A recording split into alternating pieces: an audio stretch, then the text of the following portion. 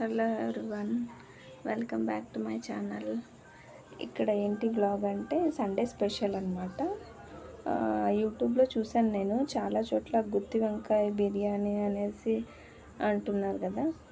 So నేను కూడా try చేద్దాము ఎలా ఉంటుందో అనేసి ట్రై చేశాను.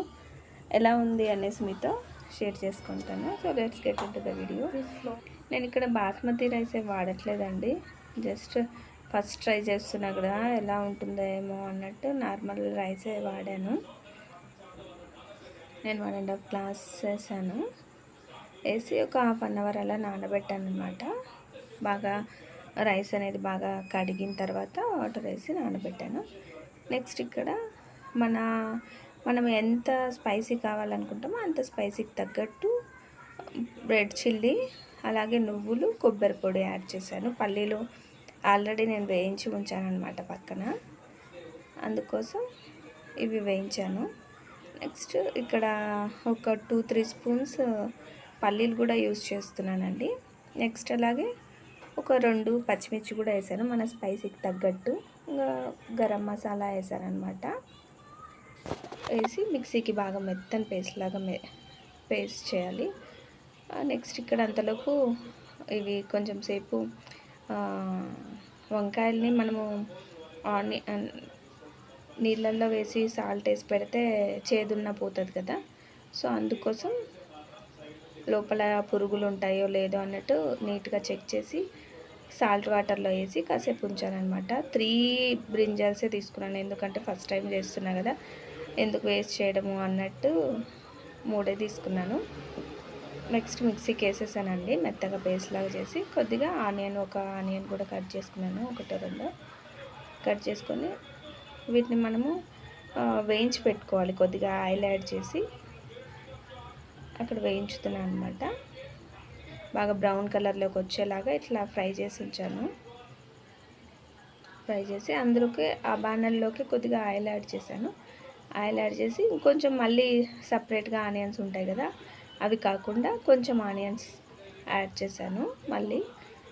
అంతలోపు ఇక్కడ రైస్కి పెట్టేద్దాము అన్నట్టు వాటర్ యాడ్ చేస్తున్నాను అనమాట. ఒక బౌల్ తీసుకొని ఎన్ని తీసుకుంటే అన్ని 2 గ్లాసెస్ వాటర్ వాడతాం కదా. సో రైస్కి తగ్గట్టు నేను వాటర్ యాడ్ చేసి కొద్దిగా సాల్ట్ వేసి కొద్దిగా ఆయిల్ కూడా యాడ్ చేశాను అనమాట. ఆయిల్ చేసి రైస్ని ఇందాక నానబెట్టి ఉంచాం కదా, ఆ రైస్ని యాడ్ చేశాను.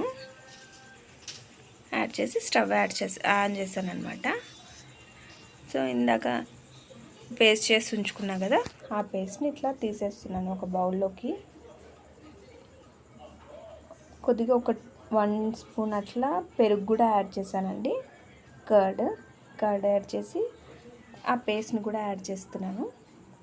అంతలోపు ఇక్కడ ఆనియన్స్ స్టవ్ మీద పెట్టా కదా, ఆ ఆనియన్స్కి కొద్దిగా అల్లం వెల్లుల్లి పేస్ట్ కూడా నేను కొద్దిగా యాడ్ చేశాను, మరి ఎక్కువ ఎందుకు అన్నట్టు.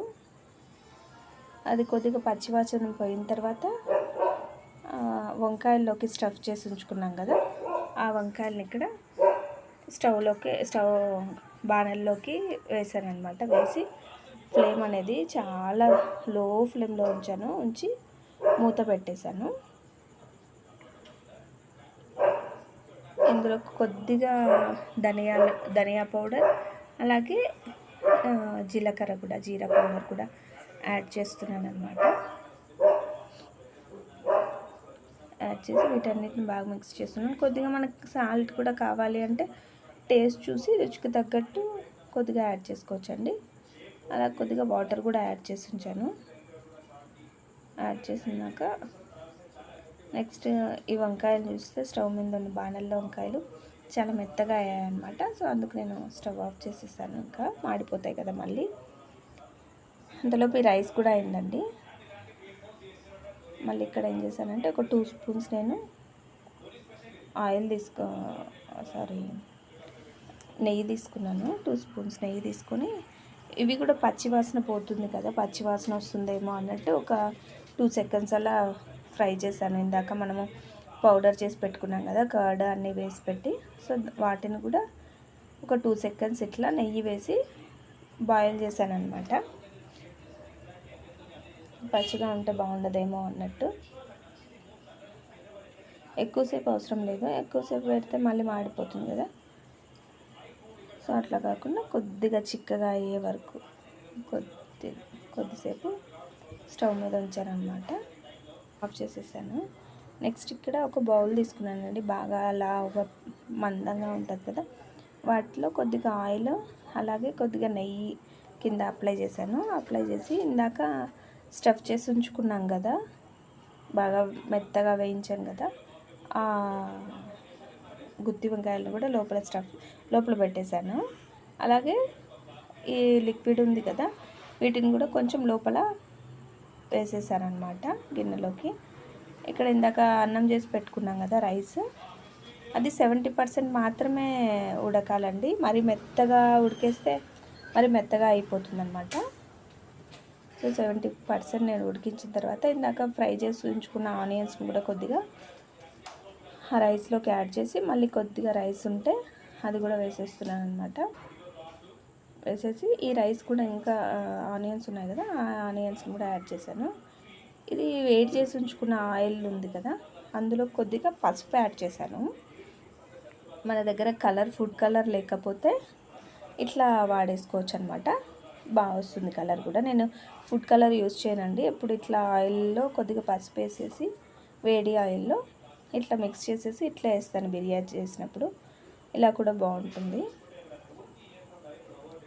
సో అలా యాడ్ చేసేసి దీని మీద స్టవ్ ఆన్ చేసేసి గిన్నె పైన కొద్దిగా బరువు పెట్టచ్చు అనమాట. నేను ఫ్లేమ్ అనేది చాలా లో ఫ్లేమ్లో పెట్టాను, మరి మాడిపోతుంది కదా. ఇట్లా నేను చెంబు పెడుతున్నాను అనమాట, వాటర్ పెట్టేసి అందులో. సో ఇలా ఇట్లా పెట్టేసిన తర్వాత ఒక 15 to 20 minutes అండి, అంతే. చూసారా ఎంత బాగుందో బిర్యానీ కదా, చూడ్డానికి బాగుంది. నాకు కూడా వావ్ అనిపించింది. నేను మర్చిపోయాను పెట్టేసి బయటికి వెళ్ళాను. బయట కాసేపు మాట్లాడుతుండదు, కొద్దిగా మాడినట్టు అనిపించింది, కానీ అంతేం మాడలేదు, బాగానే ఉందండి. మనం మిక్స్ చేస్తే కూడా మెత్తగా అయిపోతుందండి. నేనైతే మిక్స్ చేయను బిర్యానీని, ఇట్లా సైడ్ నుంచి తీసుకుంటాను. సో ఇప్పుడు టేస్ట్ చేస్తున్నా. ఫస్ట్ టైం నేను కూడా గుత్తి వంకాయ బిర్యానీ తిన్నాను. సో నాకైతే బాగా నచ్చిందండి. ఇదండి ఇవాళ వీడియో మీకు నచ్చితే లైక్ చేయండి, షేర్ చేయండి, చేయడం మాత్రం మర్చిపోవద్దు. Thanks for watching. బాయ్.